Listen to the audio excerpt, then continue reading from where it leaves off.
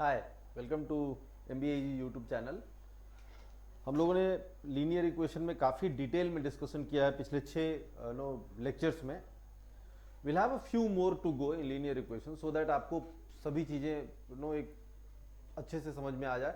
थोड़े बहुत इसमें और क्वेश्चन टाइप्स बचे हुए हैं जो हमें डिस्कस करना है, और वो हम लोग 2 सेशन में 2 लेक्चर्स में हम लोग खत्म कर लेंगे and then will be through with this chapter. So पिछले वीडियो लेसन में हम लोगों ने देखा था कि लीनियर इक्वेशन में नेचर ऑफ सॉल्यूशन पे कैसे क्वेश्चंस आते हैं। अगर दो इक्वेशन, दो अननोन का सिचुएशन है तो कब उसके सॉल्यूशंस इनफाइनाइट होंगे, कब उसके सॉल्यूशन यूनिक होंगे, कब उसके सॉल्यूशन कोई भी सॉल्यूशन नहीं आएगा, इनकंसिस्टेंट इक्वेशंस हो जाएगा। इस पे बेस्ड हम लोगों ने क्वेश्चन देखा था पिछले वीडियो में। आज हम लोग एक और टाइप का क्वेश्चन देखेंगे जहां पे नंबर ऑफ सॉल्यूशंस इनफाइनाइट तो नहीं होगा लेकिन यूनिक भी नहीं होगा, यानी कि कोई ऐसा साइमल्टेनियस लीनियर इक्वेशन जिसके नंबर ऑफ सॉल्यूशंस 2 हो, 3 हो, फाइनाइट नंबर में हो, ना ही यूनिक हो ना ही इनफाइनाइट हो। ऐसा कुछ हम लोग क्वेश्चंस देखने वाले हैं। So let us start. एक छोटा सा एग्जांपल से हम लोग शुरू करेंगे। जैसे कि हम लोगों ने ये देखा था कि कभी भी लीनियर इक्वेशन में अगर number of equation, independent equation number of unknowns के बराबर हो तो नंबर ऑफ सॉल्यूशंस यूनिक होगा। अगर नंबर ऑफ इंडिपेंडेंट इक्वेशन कम है नंबर ऑफ अननोन से तो इनफाइनाइट सॉल्यूशन होगा, और अगर इनकंसिस्टेंट इक्वेशन है तो कोई भी सॉल्यूशन नहीं आएगा। इसी में एक सिचुएशन और आता है, जैसे कि आप एक एग्जांपल से समझो। Let us take an example. Say we have an equation x plus Y is equal to 5, और अगर हमसे कोई पूछे कि इसके कितने सारे सोल्यूशन होंगे, how many solutions will be there for this equation x plus Y is equal to 5, so I can easily say that there will be infinite solution for this equation, because यहां पे एक ही equation है, unknowns are 2, so whenever we have less equations and more number of unknowns, number of solutions are infinite. आप खुद भी देख सकते हो, ये 1 लोगे तो ये 4 होगा, ये भी एक सोल्यूशन है। x is equal to 1, y is equal to 4 is a solution. If I take 1.2 and 3.8, this is also a solution because 1.2 plus 3.8 will give you 5. If I take 6 and minus 1, this will also be a solution. So there are infinite solution for this equation. लेकिन अगर यहीं पे हमसे पूछा जाए कि इसके positive integer solution कितने होंगे, how many positive integer solution exist for this equation, then there won't be infinite solution. जैसे देखो, आप खुद ही चेक कर लो, अगर x plus Y is equal to 5 है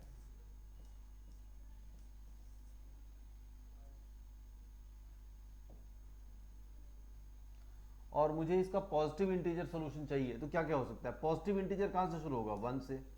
सो अगर मैंने यहां 1 लूंगा तो यहां पे क्या आएगा, 4 आएगा, right. If I take it as 2 then क्या होगा, 3 होगा। 3 लूंगा तो ये 2 होगा, 4 लूंगा तो ये 1 होगा। ये सब तो पॉजिटिव इंटीजर सॉल्यूशन है, x और y दोनों पॉजिटिव आ रहा है।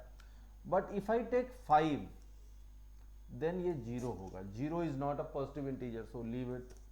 If I take a 6 then इधर -1 आएगा, ये भी गड़बड़ है बिकॉज -1 तो नेगेटिव इंटीजर हो गया। सो अगर मुझे पूछा जाए कि इसके पॉजिटिव इंटीजर सॉल्यूशन कितने होंगे, then I can say that there are only 4 positive integer solutions possible. इसके 4 ही सॉल्यूशंस होंगे, ये बहुत क्लियर है, समझ में आ रहा है। तो नंबर ऑफ सॉल्यूशन क्या हुआ, इनफाइनाइट भी नहीं हुआ, यूनिक भी नहीं हुआ, और नो सॉल्यूशन का केस भी नहीं है, ये है फाइनाइट नंबर ऑफ सॉल्यूशन का केस। तो कभी कभी लीनियर इक्वेशन में ऐसा सिचुएशन भी आएगा जब आपके पास इक्वेशंस कम होंगे, जैसे यहां पे है, और अननोन्स ज्यादा होगा, 2 अननोन 1 इक्वेशन, लेकिन ऐसे केस में भी नंबर ऑफ सॉल्यूशंस इनफाइनाइट नहीं होके फाइनाइट हो जाएगा। 2 सॉल्यूशन, 3 सॉल्यूशन, 4 सॉल्यूशन, ऐसा सिचुएशन भी बन सकता है। ऐसा कब बनता है, जब लीनियर आपके पास इक्वेशंस कम हो, अननोन ज्यादा हो, लेकिन अननोन पे कुछ रेस्ट्रिक्शन हो। रेस्ट्रिक्शन क्या है यहां पे, पॉजिटिव इंटीजर सॉल्यूशन चाहिए, because x and y can take only positive integer values. Therefore, because of this condition, the number of solutions are not infinite but finite. There are only 4 solutions satisfying this condition. So remember, we are going to discuss this very specific type of questions today where number of equations will be less, number of unknowns will be more, but there will be certain conditions on unknowns because of which the number of solutions will not be infinite, they will be finite. बात समझ में आ रही है? हम लोग को conditions जो डाला रहेगा, इक्वेशन कम होंगे, अननोन ज्यादा होगा, इनफाइनाइट सॉल्यूशन होता बट यहां नहीं होगा क्योंकि अननोन्स पे या वेरिएबल्स पे कुछ रेस्ट्रिक्शन है, जैसे वो पॉजिटिव इंटीजर सॉल्यूशन ही होंगे, वो 2 से 7 के बीच में ही पॉजिटिव इंटीजर सॉल्यूशन होंगे, इस तरह से कुछ कुछ कंडीशन डाला रहेगा। इन सारे कंडीशंस की वजह से नंबर ऑफ सॉल्यूशंस इनफाइनाइट नहीं फाइनाइट हो जाएगा। ठीक है, ऐसे ही क्वेश्चंस को आज हम लोग डिस्कस करने वाले हैं कि ऐसे क्वेश्चंस को सॉल्व कैसे करते हैं, ऐसे लीनियर इक्वेशन को सॉल्व कैसे किया जाता है। Okay, so I think the agenda is clear. अब let us move ahead and see how do we solve such questions. So I straight away take an example. Let us directly इस example पे आते हैं। जैसे ये question कहता है find positive integer solution of equation 2x + 3y = 17। So हमारे पास एक इक्वेशन है 2x + 3y = 17, राइट। मुझे इसका पॉजिटिव इंटीजर सॉल्यूशन चाहिए। ठीक है, पहला वाला, इससे पहले वाला तो थोड़ा सिंपल इक्वेशन था, x + y = 5। आप डायरेक्टली सब्स्टिट्यूट करके देख रहे थे, x = 1 तो y क्या होगा, 2 तो क्या होगा। यहाँ पे भी वो कर सकते हैं, but there is a method, there is no definite way by which we solve such equations. बोलेगा इसके पॉजिटिव इंटीजर, कितने सारे पॉजिटिव इंटीजर सॉल्यूशन है इस इक्वेशन के, कैसे सॉल्व करेंगे। देखो, सबसे पहले आप चेक करना कि x का कोएफिशिएंट और y के कोएफिशिएंट में से किसका कोएफिशिएंट ज्यादा है। तो x का कोएफिशिएंट 2 है, y का कोएफिशिएंट 3 है। तो जिसका कोएफिशिएंट ज्यादा होगा उसको आप राइट हैंड साइड में ले लेना, यानी x को y के टर्म्स में लिख लो पहले। ठीक है, अगर यहाँ 4 होता, 4x और ये 3y रहता तो मैं y को x के टर्म में लिखता। जिसका कोएफिशिएंट ज्यादा होगा उसको RHS में ले जाना है। ये छोटी सी बात है जो ध्यान रखना है, उससे कोई फर्क नहीं पड़ेगा, आप किसी इसमें से किसी को भी ले जा सकते हैं, बट मैं जो कह रहा हूं उसको करने से आपको थोड़ा समय कम लगेगा। ओके, अभी आगे हम लोग को समझ में आएगा क्यों कह रहे हैं। So write x in terms of y, because y का कोएफिशिएंट ज्यादा है, उसको RHS में ले जाओ, x को y के टर्म में लिखो। सो x will be 17 - 3y / 2, right. इतना लिख दिया। अब आपको देखना है, अब हमें कैसा चाहिए, पॉजिटिव इंटीजर सॉल्यूशन चाहिए। I want positive integer solution. So इसमें से इंटीजर पार्ट अलग करो और फ्रैक्शन पार्ट अलग करो। कैसे करोगे, देखो, इसको मैं इसमें से 17 में से 16 तो 2 से डिविजिबल है, सो राइट इट एज 16 + 1। ऐसा बस इसीलिए कर रहे हैं ताकि हम इंटीजर पार्ट को सेपरेट कर लें और फ्रैक्शन पार्ट को अलग कर लें। सिमिलरली -3 से में से -2y जो होगा वो 2 से डिविजिबल होगा, और -y अलग कर लो बिकॉज वो 2 से डिविजिबल नहीं है, / 2। Okay, now 16/2 will give you 8 and -2y/2 will give you -y। सो ये इंटीजर पार्ट तो आपने अलग कर लिया, 8 - y, राइट। अब बचा क्या, 1 - y, सो +1 - y / 2। सो इसको हम लोगों ने थोड़ा सा अरेंज कर लिया। ऐसा अरेंज क्यों करते हैं, ताकि इंटीजर पार्ट अलग हो जाए, फ्रैक्शन पार्ट अलग हो जाए। सीधी सी बात है, बहुत सिंपल सी बात है। अब यहां के बाद हमें थोड़ा सा एक ट्रायल लेना होगा। Will do some trial, will substitute some, put some values of y and see x का वैल्यू क्या आता है। तो बस ये ध्यान में रखना, y का आपने इंटीजर लेना है वैल्यू, पॉजिटिव इंटीजर, और x का भी इंटीजर वैल्यू आना चाहिए।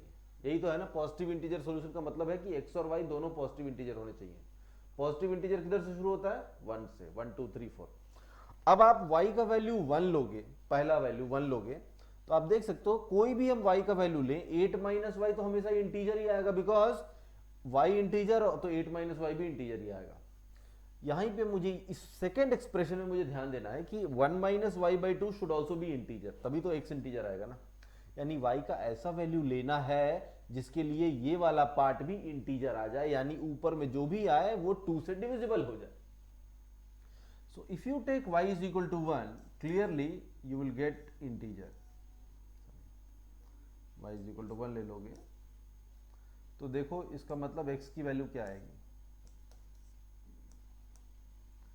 8 माइनस 1, वाई का वैल्यू 1 लो, 8 माइनस 1 इज 7 और 1 minus 1 0/2 is 0 only, so x का वैल्यू क्या आ गया 7 आ गया। तो यहां तो आपको इंटीजर मिल गया। अब नेक्स्ट वैल्यू देखो, एक y का वैल्यू 2 लेंगे, पॉजिटिव इंटीजर लेना है, पॉजिटिव इंटीजर 1 से शुरू होता है, 1 पे तो x भी इंटीजर आ गया, 2 लूंगा तो 1 माइनस 2 माइनस 1 हो जाएगा, -1/2 is not integer, so y is equal to 2 पे कोई सोल्यूशन नहीं आएगा, y इज इक्वल टू 2 डालेंगे तो x का वैल्यू पॉजिटिव इंटीजर नहीं आएगा, so put y is equal to 3 now, y is equal to 3 डालोगे तो 8 minus 3 5, 8 minus 3 5 and 1 minus 3 is -2, -2/2 is -1, so -1, so ये आ गया 4, ठीक है। Then again y is equal to 4 लोगे तो 1 minus 4 is -3, -3/2 is not integer, so 4 पे तो नहीं मिलेगा सॉल्यूशन, 5 पे मिल सकता है, 5 लेंगे तो x की वैल्यू आएगी 8 minus 5 3, 8 minus 5 3 and 1 minus 5 is -4, -4/2 is -2, so -2, so ये हमारा सॉल्यूशन आया 1। तो हमारे कितने सॉल्यूशन मिले, 3 मिले। अब इसके बाद मैं कुछ भी लूंगा, 7 लूंगा, जैसे ऑड वैल्यूज पे आ रहा है ना, ऑड वैल्यूज पे 1 3 5, y इज इक्वल टू 7 लूंगा तो 8 माइनस 7 1 आएगा और 1 माइनस 7 -6/2 -3 आएगा, 1 minus 3 will give you -2, -2 acceptable नहीं होगा बिकॉज मुझे पॉजिटिव चाहिए, नेगेटिव नहीं चाहिए। तो यहाँ पे हम देख सकते हैं कि मेरे 3 सॉल्यूशंस आ रहे हैं। अगर मैं y और x की वैल्यू देखूं क्या क्या सॉल्यूशन है, तो y is equal to 1 and x is equal to 7, this is one solution. y is equal to 3, x is equal to 4, second solution. y is equal to 5 and x is equal to 1 is another solution. So how many solutions are possible? 3 solutions are possible. Okay, so इस तरह से हम लोग ऐसे linear equation को solve करते हैं जहां पे इक्वेशन कम होगा, अननोन ज्यादा होगा, एक वेरिएबल को दूसरे वेरिएबल के टर्म्स में लिख देना है। जनरली जिस वेरिएबल का कोएफिशिएंट ज्यादा होता है, 3 का y का कोएफिशिएंट ज्यादा है, you put that to the RHS and then write x in terms of y. Now separate this into integer part and fraction part. इसमें से इंटीजर पार्ट कैसे अलग करूंगा, 2 से नीचे 2 से डिवाइड हो रखा है तो ऊपर में 16 और 1 कर लूंगा, 16 2 से डिवाइड हो जाएगा। 3y को -2y -y कर लिया, -2y 2 से डिविजिबल हो जाएगा, so 16/2 8, -2y/2 is -y and then 1 -y/2. Now you do some trials. Trial क्या करना है आपको, y का ऐसा वैल्यू लीजिए जिसके लिए ये 1 -y/2 आपका इंटीजर आ जाए, और ऐसे वैल्यूज देख लीजिए क्या क्या आ रहा है, और x भी पॉजिटिव इंटीजर आना चाहिए। तो इस केस में 3 केसेस बन रहे हैं, तीन सॉल्यूशंस पॉसिबल है, 1 7 3 4 and 5 1 are the respective values of y and x। Okay, alright. इसमें एक और चीज आप नोटिस करो, this is one part of it, but no the concepts does not no end here, there are some more things to go to discuss. जो आप इसमें देखो y का वैल्यू आपका कैसे इंक्रीज कर रहा है, 1 3 5 कितने से इंक्रीमेंट हो रहा है y का वैल्यू, सक्सेसिव इंक्रीमेंट 2 से। पहला सॉल्यूशन में जो y है, नेक्स्ट सॉल्यूशन में 3 बढ़ा, फिर 3 बढ़ा, और x जो है वो घट रहा है, x की वैल्यू कितने से घट रही है, 3 से। देखो 7 - 3 4, 4 - 3 1, ओके, ऐसा हो रहा है कि नहीं, there is a pattern that we are noticing here. एक y की वैल्यू 2 2 बढ़ के आ रही है, x की वैल्यू 3 3 घट के आ रही है। ऐसा क्यों होता है, बिकॉज आप देखो x का कोएफिशिएंट जो होता है, x का कोएफिशिएंट 2 है तो y 2 से बढ़ रहा है, y का कोएफिशिएंट 3 है तो x 3 से घट रहा है। ठीक है, इसको बहुत सिंपल तरीके से समझा जा सकता है, ऐसे समझो, ध्यान से देखना। आपने 17 को 2 जगह डिस्ट्रीब्यूट किया है, 2x + 7y = 17 का मतलब है आप 17 को 2 जगह स्प्लिट कर रहे हैं, एक पार्ट इधर जा रहा है, एक पार्ट इधर जा रहा है, यही बात हो रही है ना। जैसे कि अगर आप y का वैल्यू 1 और x का वैल्यू 7 रख रहे हो तो 7 × 2 14 इधर है और 3 × 1 3 इधर है, तो यहाँ 14 यहाँ 3 ऐसे जा रहा है, राइट। 3 4 ले रहे हैं तो यहाँ पे आपने 9 ले लिया और यहाँ पे आपने 8 ले लिया, तो इस तरह से आप 17 को 2 पार्ट में स्प्लिट कर रहे हो। अब ऐसे समझो, x का वैल्यू अगर आप 1 से बदलोगे, ये भी समझे, जैसे दो जगह में 17 को हम लोग दो पार्ट में डिस्ट्रीब्यूट कर रहे हैं, एक 2x में जा रहा है, एक 3y में जा रहा है। अब एक चीज तो क्लियर है, बिकॉज दोनों का सम कांस्टेंट है, तो एक बढ़ेगा तो दूसरा घटेगा, क्योंकि दोनों का सम तो 17 फिक्स है। यानी x का वैल्यू बढ़ाएंगे तो y का वैल्यू घटेगा, x का वैल्यू घटाएंगे तो y का वैल्यू बढ़ेगा। यही आप यहाँ पे पैटर्न देख रहे हो, हमने y का वैल्यू बढ़ा रहे हैं तो x का वैल्यू घटता जा रहा है, बिकॉज दोनों का सम सेम रहना है 17, इसलिए पहली बात। अब कितने से ये तो समझ में आ रहा है कि एक बढ़ेगा तो दूसरा घटेगा, बिकॉज दोनों का सम फिक्स है, तो एक को बढ़ाएंगे तो दूसरा डेफिनेटली घटेगा, और एक को घटाएंगे तो दूसरा डेफिनेटली बढ़ेगा। इतनी बात तो समझ में आ रही है, बिकॉज दोनों का सम सेम है, तो एक को बढ़ाऊंगा दूसरा घटेगा, to balance it out.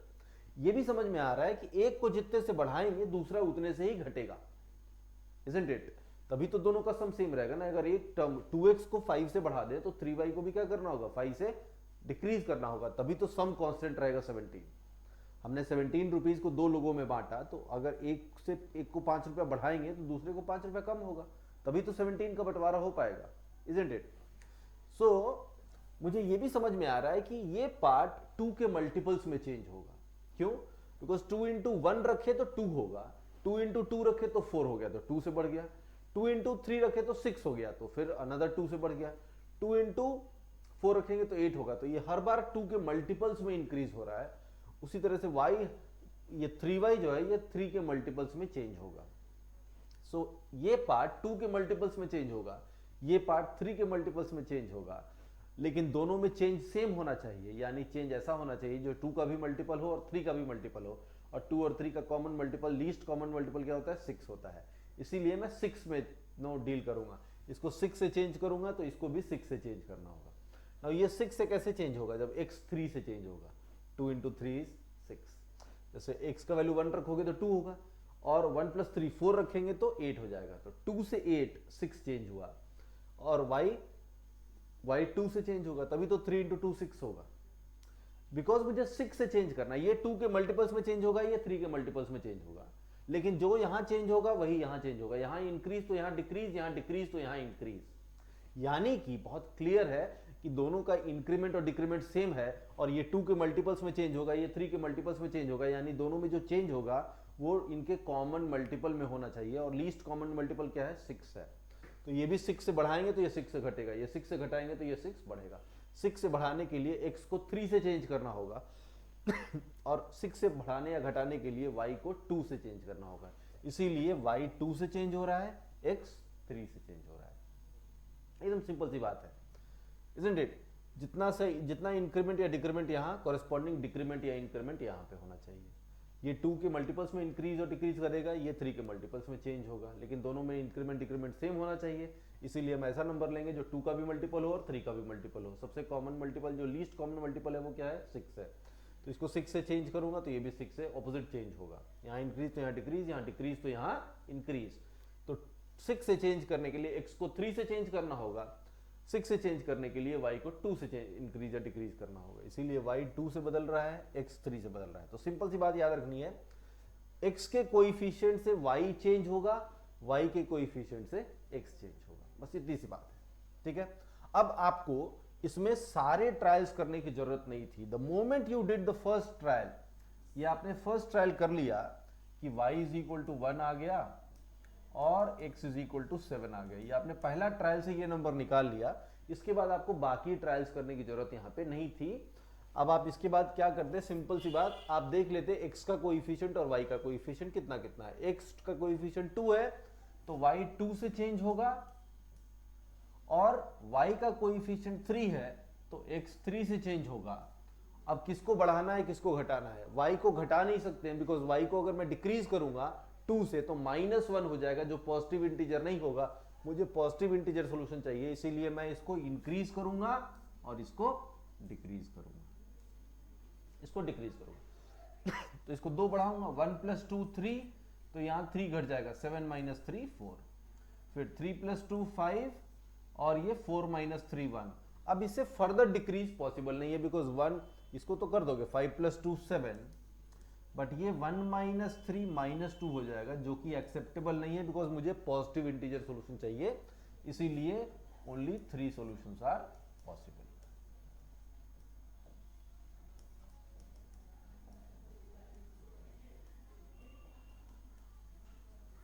only 3 solutions are possible. So this is how we will solve these types of linear equation.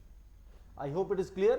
अगर कुछ नहीं समझ में आया होगा, I would again urge you, request you to put your doubts or questions or queries in the comment section so that we can get back to those queries. आगे बढ़ते हैं. सिमिलर क्वेश्चन है, बस यहाँ पे पॉज प्लस था, यहाँ पे माइनस हो गया है. पिछले वाले एग्जांपल में यहाँ प्लस था, इधर माइनस हो गया है. देखो सेम तरीका, सेम चीज करेंगे यहाँ पे भी. 4x minus 3y is equal to 8. Now solve it. x का कोएफिशिएंट 4 है, y का कोएफिशिएंट 3 है. x का कोएफिशिएंट ज्यादा है तो उसको आप RHS में ले जाओ या एक तरफ रखो. सो 4x माइनस 8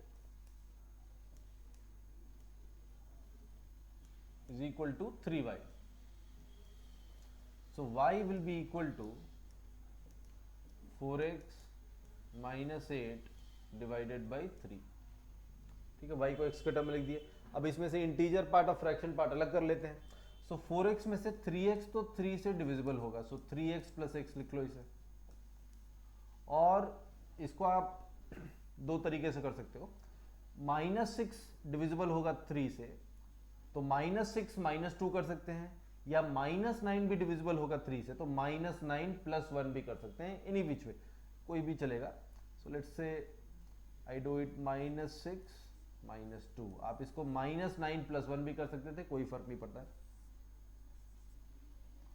अब इंटीजर पार्ट अलग कर लो. 3x/3 is x, this is done. Then -6/3 is -2, this is also done. अब बचा x minus 2, so plus x minus 2 divided by 3. So y की वैल्यू आ गई. इसमें से आपने इंटीजर पार्ट और फ्रैक्शन पार्ट अलग कर लिया. अब मुझे x का ऐसा वैल्यू लेना है जिसके लिए y इंटीजर हो, है ना. x का ऐसा वैल्यू लेना है जिसके लिए y इंटीजर हो. सो आप सोचो इसमें क्या कर सकते हैं. अगर मैं x का वैल्यू 1 लूंगा तो 1 - 2 -1/3 इंटीजर नहीं आएगा. x का वैल्यू 2 लूंगा तो 2 - 2 0/3 0 हो जाएगा, है ना. तो 2 में भी 0 आ जाएगा और यहां भी 2 - 2 0 हो जाएगा. तो ये भी 0, ये भी 0, दोनों 0. तो इसलिए यहां पे भी हमारा कोई 0 तो नहीं ले सकते ना. अच्छा सॉरी, नॉन नेगेटिव है यहाँ पे नॉन नेगेटिव इंटीजर सोल्यूशन है. सो यहाँ पे थोड़ा सा क्वेश्चन चेंज हो गया है. नॉन नेगेटिव इंटीजर किधर से शुरू होता है? 0 से. अगर पॉजिटिव इंटीजर होता है तो 1 से शुरू होता है. नॉन नेगेटिव इंटीजर मतलब नेगेटिव नहीं हो तो कहां शुरू होगा? 0 से. So there is a difference between non negative integer and positive integer. Positive integer starts from 0, non negative starts from 1, non negative integer starts from 0. तो यहाँ पे 0 हमारा एक्सेप्टेबल सोल्यूशन होगा यहाँ पे. लेकिन अगर यहाँ पॉजिटिव इंटीजर होता तो हम लोग x = 2 नहीं लेते, x = 4 पे देखते, 6 पे देखते, जो भी देखते. जैसे 5 पे देखते, 5 पे शायद आ जाता. एनीवे यहाँ पे 0 पे चलेगा. तो I will take x as 2, then y की वैल्यू आ जाएगी 2 - 2 0 एंड 2 - 2 0/3 इज अगेन 0. तो ये कितना आ रहा है? y = x = 2 and y = 0. तो x और y का जो मेरा सोल्यूशन होगा, x = 2 and y = 0. This is my first solution. ठीक है. अब एक चीज और समझो. पिछले वाले में प्लस था, यहां पे माइनस है, तो दो नंबर्स का डिफरेंस 8 रखना है.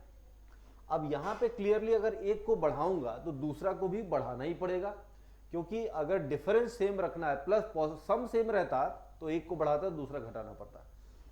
डिफरेंस सेम रखना है, इसका मतलब एक को घटाऊंगा तो दूसरा भी घटेगा, एक को बढ़ाऊंगा तो दूसरा भी बढ़ेगा. तो जितने से 4x बढ़ेगा उतने से ही 3y भी बढ़ना चाहिए. और 4x 4 के मल्टीपल्स में बढ़ेगा, 3y 3 के मल्टीपल्स में बढ़ेगा. तो मुझे ऐसा नंबर में बढ़ाना होगा जो 4 और 3 दोनों का मल्टीपल हो. दोनों का कॉमन मल्टीपल होता कितना है? 12. तो मुझे 12 में चेंज करना होगा. 12 में चेंज करने के लिए x को 3 से चेंज करना होगा, y को 4 से चेंज करना होगा, जो मैंने पहले बताया था.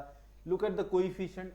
x का कोएफिशिएंट 4 है तो y 4 से चेंज होगा, और y का कोएफिशिएंट 3 है तो x 3 से चेंज होगा. पहला सॉल्यूशन आपको ट्रायल से लाना है, इसके बाद कुछ करने की जरूरत नहीं है. बस just look at the coefficient. x का कोएफिशिएंट y का कोएफिशिएंट 3 तो x 3 से चेंज होगा, x का कोएफिशिएंट 4 तो y 4 से चेंज होगा। यहाँ माइनस साइन लगा है इसलिए दोनों बढ़ेगा और दोनों घटेगा। अगर पॉजिटिव साइन होगा तो एक बढ़ेगा तो दूसरा घटेगा, तो यहाँ में दोनों को बढ़ाना है। ओके, सो 2 + 3 5, 0 + 4 is 4, है ना। 5 + 3 is 8, तो 4 + 4 is also 8। 8 + 3 is 11, तो 8 + 4 is also 12 and so on। It will continue like this। इसके कई सारे सॉल्यूशंस यहाँ पे पॉसिबल हो जाएंगे। यहाँ पे इनफाइनाइट सॉल्यूशन होंगे, फाइनाइट नहीं होगा, but will get a pattern. So there are infinite solutions.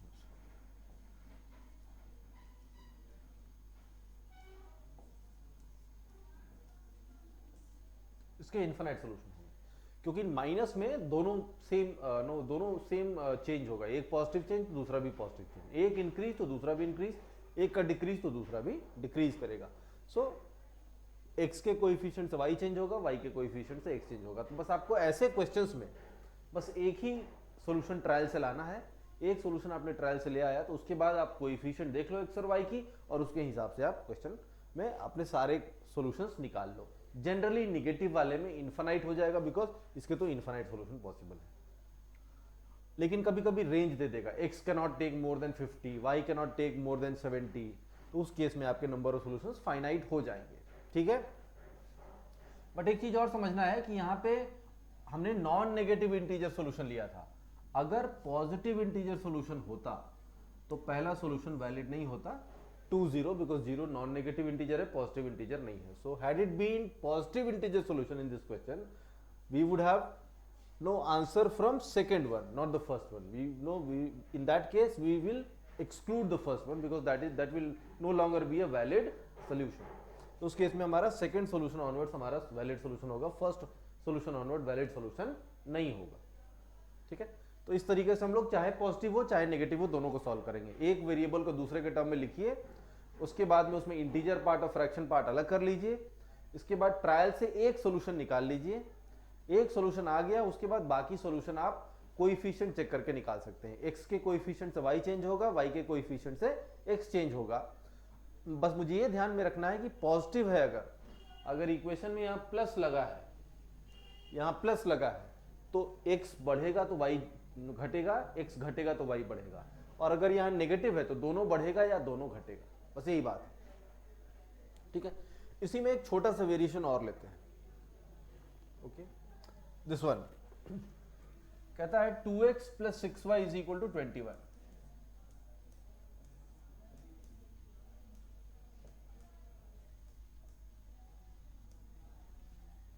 To X plus 6y = 21। अब आप इसमें देखो, funny kind of an equation, आपको देख के भी कुछ कुछ आइडिया लग जाएगा बहुत लोगों को, but anyway let us solve it first. Check करते हैं। x को y के टर्म में लिखो, सेम मेथड है। x will be equal to 21 minus 6y divided by 2, right? और इसमें से 20 अलग कर लो, 20 तो 2 से डिविजिबल है, सो 20 + 1 और माइनस 6y तो पूरा ही डिविजिबल है।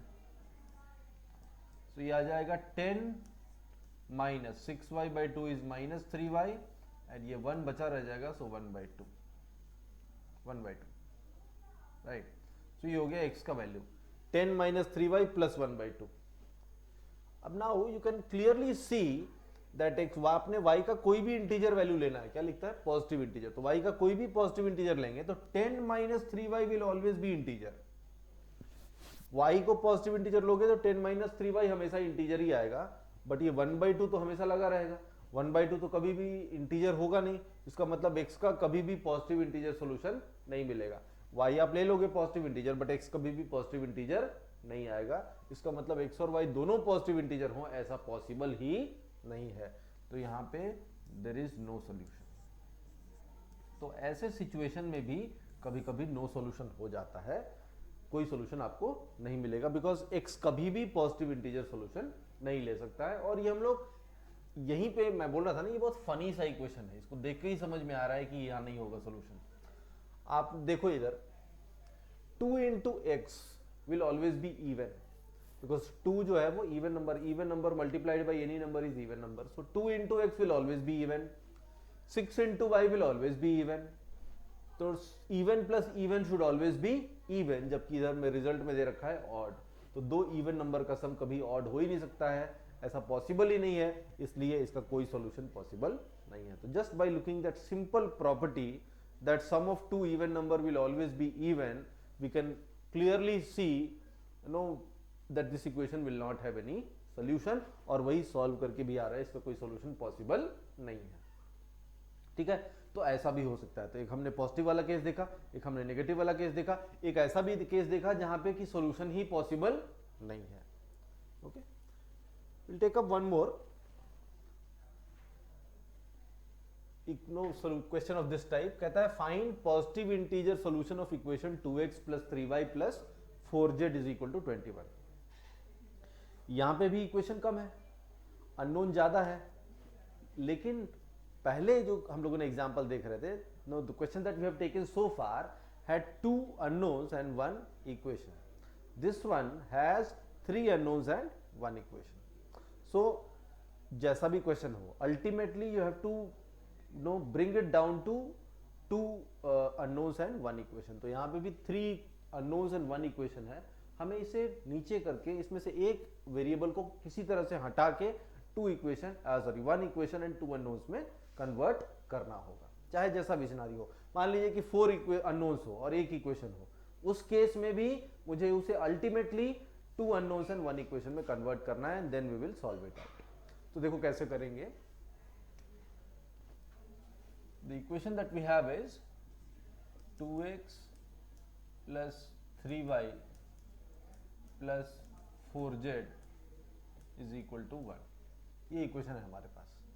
यहाँ पे 3 अननोन है, 2 की जगह 3 हो गए, जिसमें से एक इक्वेशन, एक अननोन को मुझे हटाना है, मुझे 2 अननोन वाला सिचुएशन लाना है ताकि मैं उसे सॉल्व कर पाऊं, जैसे पहले सॉल्व करते आ रहे थे। और मुझे चाहिए कैसा, पॉजिटिव इंटीजर सॉल्यूशन चाहिए मुझे। तो ऐसे, सॉरी दिस वाज 21। अब ऐसे सिचुएशन में जनरली हम लोग क्या ध्यान में रखते हैं कि किसका कोएफिशिएंट सबसे ज्यादा है, x का 2 है, y का 3 है, z का 4 है। जिसका कोएफिशिएंट सबसे ज्यादा हो, आप सबसे पहले z के अलग अलग वैल्यूज लो, z के वैल्यूज लेके सब्स्टिट्यूट करो।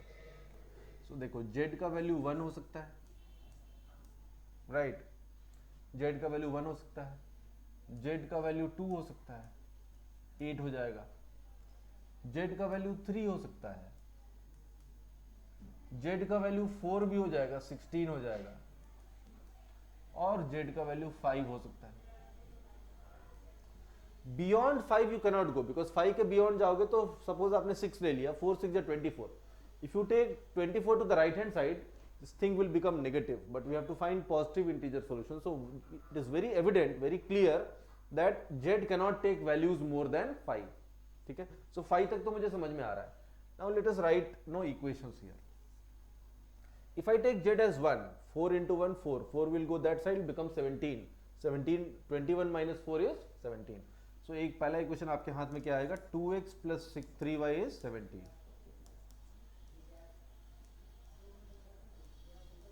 ठीक है, take the second case, z is equal to 2, 8 होगा, 8 उस तरफ ले जाओगे तो कितना हो जाएगा, 21 minus 8 is 13. So 2x plus 3y is equal to 13.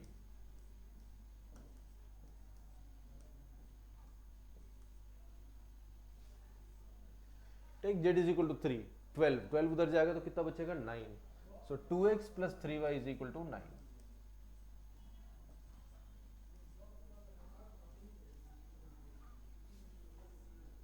Take z is equal to 4, 16 उधर जाएगा तो बचेगा 5. So 2x plus 3y is equal to 5. And take z as 5, so 20 निकल जाएगा तो बचेगा 1.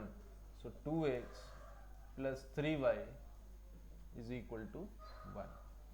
So हमारे पास ये 5 डिफरेंट केसेस हुए।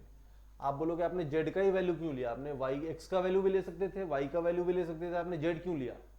z इसलिए लिया बिकॉज z में मुझे 5 ट्रायल्स करने पड़ रहे हैं, 5 केसेस बन रहे हैं, 1 2 3 4 5। अगर मैं x में करूंगा तो मुझे 10 केसेस बनाने पड़ेंगे, बिकॉज 1 2 3 से 10 भी रखोगे तो 20 निकलेगा तो 1 बचेगा, उसके बाद नेगेटिव होगा। सो मुझे 10 केसेस बनाने पड़ेंगे, यहाँ पे मुझे 5 केसेस ही बनाने पड़ रहे हैं। तो जिसमें कोएफिशिएंट ज्यादा हो उसी में आप ट्रायल करो ताकि आपके नंबर ऑफ केसेस कम हो। यहाँ पे केसेस 5 बन रहे हैं। ओके, इसमें भी हम लोग आगे देखेंगे, लास्ट केस तो वैलिड ही नहीं होगा। But z is equal to 1 में अगर आपने देखा तो ये इक्वेशन बना। अब इसको सॉल्व करना तो हम जानते ही हैं, x को y के टर्म में रखेंगे और सॉल्व कर देंगे। So do that, x is equal to 17 minus 3y upon 2, और इसको इंटीजर और फ्रैक्शन में अलग अलग कर लो। ये 16 प्लस 1 था तो 16 का मतलब 8, और ये माइनस 2y माइनस वाई कर सकता हूं तो minus 2y by 2 is minus Y. So 8 minus Y plus 1 minus Y divided by 2। इस तरह से हम लोगों ने इंटीजर और फ्रैक्शन में अलग कर लिया। अब मुझे चेक कर लेना है कि y का कौन सा पॉजिटिव इंटीजर रखूं, कोई x भी पॉजिटिव इंटीजर आ जाए। तो क्लियरली मैं देख रहा हूं कि y का वैल्यू अगर मैं 1 रखता हूं तो 1 minus 1 0 by 2 will give you 0 and 8 minus 1 will give you 7। तो पहला सोल्यूशन तो आ गया 1 7। अब एक आपने ट्रायल से ले आया, बाकी तो आपको बस कोएफिशिएंट चेक करना है और निकाल देना है। x का कोएफिशिएंट 2 है तो y 2 से बढ़ेगा, y का कोएफिशिएंट 3 है तो x को आप 3 से घटा दो, तो इसको 2 2 बढ़ाओ, इसको 3 3 घटाओ। 2 बढ़ाएंगे तो 3, तो इसको 3 घटाओगे तो 4, 2 बढ़ाओगे तो 5, और इसको 3 घटाओगे तो 1। अब इसके बियॉन्ड जाओगे तो x नेगेटिव हो जाएगा, जो कि पॉसिबल नहीं है। यहाँ पे आप देख सकते हो x y का कोएफिशिएंट 3 था, मैं इसको 3 3 से घटाता जा रहा हूँ, इसके बाद अगर घटाऊंगा तो नेगेटिव आ जाएगा। तो यहाँ पे हमारे और सभी केसेस में z कितना है, z तो मैंने पहले ही फिक्स कर दिया है, कितना है 1। तो ये 3 सोल्यूशन मुझे यहाँ मिल गए। अब उसी तरह से मैं यहाँ भी चेक कर लूंगा, तो यहाँ भी x को लिख लो y के टर्म में, x will be 13 minus 3y divided by 2, और इसमें से आप 12 प्लस 1 करो तो 12 का मतलब 6 ले लो, और यहाँ माइनस 2y माइनस वाई करो तो minus 2y by 2 is minus Y. ये आपने इंटीजर पार्ट अलग कर लिया। अब प्लस जो फ्रैक्शन पार्ट बचा वो बचा 1 माइनस वाई डिवाइडेड बाई 2। अब आप y और x देख लो क्या क्या हो सकता है। y का वैल्यू 1 रखूंगा तो ये 0 हो जाएगा, तो 6 माइनस 1 कितना हो जाएगा 5। तो x का वैल्यू 5 होगा अगर y का वैल्यू कितना रखेंगे 1 रखेंगे। तो if I take y as 1 तो x का वैल्यू कितना हो जाएगा 5। अब इसके बाद तो मुझे ट्रायल नहीं करना है, इसके बाद तो मुझे कोएफिशिएंट चेक करना है। x का कोएफिशिएंट 2 है तो y को 2 2 बढ़ाऊंगा, सो 3 5 लाइक दैट। और y का कोएफिशिएंट 3 है तो x को 3 3 घटाएंगे तो 5 माइनस 3 2, 2 माइनस 3 माइनस 1, ये एक्सेप्टेबल नहीं होगा बिकॉज माइनस 1 हो गया, नेगेटिव चाहिए नहीं मुझे। और सभी जगह z तो फिक्स है, कितना है 2 है, सो z का वैल्यू 2 2।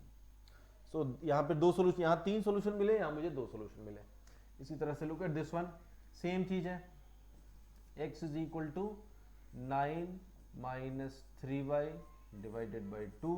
इसको इंटीजर पार्ट अलग कर लो, 8 प्लस 1 है तो 4, और माइनस 2y है तो minus Y, 4 minus Y plus 1 minus Y upon 2।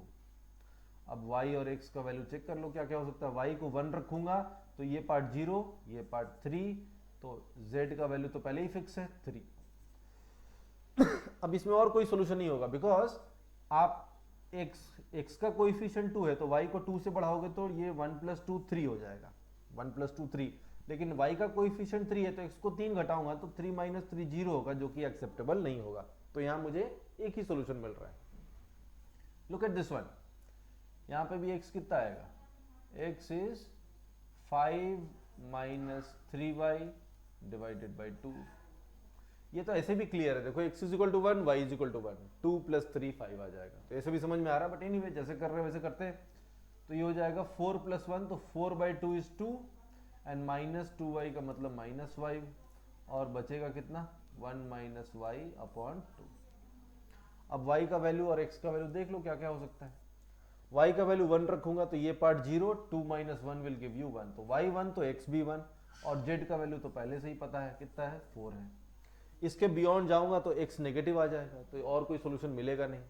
z is equal to 5 रखे हो तो यहाँ 1 आया, क्लियर है। यहाँ पे देखो 1 में तो होगा ही नहीं, पॉसिबल नहीं होगा, बिकॉज x का वैल्यू 1 रखोगे तो 2 हो जाएगा, ज्यादा हो जाएगा, y का वैल्यू भी 1 रखोगे तो 3 हो जाएगा, ज्यादा होगा, तो यहाँ पे मुझे कोई भी सोल्यूशन नहीं मिलेगा, बिकॉज कुछ भी पॉजिटिव इंटीजर रखूंगा तो 1 से ज्यादा हो जाएगा, तो यहाँ पे नहीं मिलेगा। So we have got 3 + 2 + 1 + 1, 3 + 2 5, 5 + 2 7। How many solutions? 7 solutions are possible for this equation. तो हम लोगों ने देखा कि लीनियर इक्वेशन में एक ऐसा भी सिचुएशन हो सकता है जहां पे इक्वेशन कम होगा, अननोन ज्यादा होगा, नॉर्मली इनफाइनाइट सॉल्यूशन आता है, बट अगर हम ऐसा कंडीशन डाल दें, positive integer solution, non negative integer solution, तो उस केस में नंबर ऑफ सॉल्यूशन फाइनाइट होता है। और कैसे सॉल्व करते हैं ये हम लोगों ने देखा। लेकिन हम लोग ये भी जानते हैं कि कैट में या किसी भी मैनेजमेंट एंट्रेंस एग्जाम में आपको जो क्वेश्चंस आएगा वहां पे रेडीमेड इक्वेशन दिया हुआ नहीं रहेगा। ये जो इक्वेशन मैं ऐसे ही यहाँ लिख दिया हूँ, ये इक्वेशन दिया नहीं रहेगा, ये इक्वेशन आपको पहले खुद से कंस्ट्रक्ट करना होगा और तब उसे सॉल्व करना होगा। तो एक्चुअल एग्जाम में इस पे बेस्ड क्वेश्चन कैसा आएगा ये हम लोग अपने नेक्स्ट वीडियो में डिस्कस करेंगे, ठीक है। आई होप आपको ये मेथड समझ में आ गया होगा। अगले वीडियो में हम लोग इसी कॉन्सेप्ट पे बेस्ड कुछ वर्ड प्रॉब्लम्स करेंगे, ठीक है। Thank you.